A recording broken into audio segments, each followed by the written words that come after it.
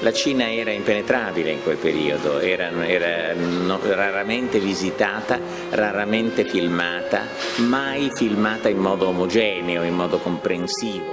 Non basta il film di Antonioni, ecco, Chun Quo per conoscere la Cina. Però è stato effettivamente, cosa hanno visto gli italiani? Hanno visto un popolo laborioso. Il suo amore per la Cina è un amore profondo, infatti lui era molto addolorato di quello che era successo per Chun Quo.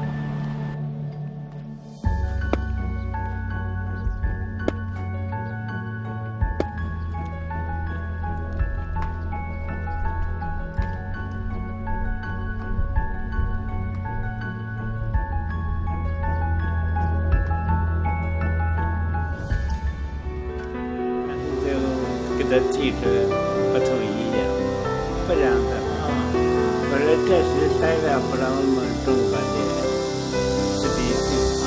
当时阿多尼亚的先生正式提了出来，当时对方弄出这个想法。如果您见到恩里帕，想跟他说什么？不想他，也就是说对不起他们。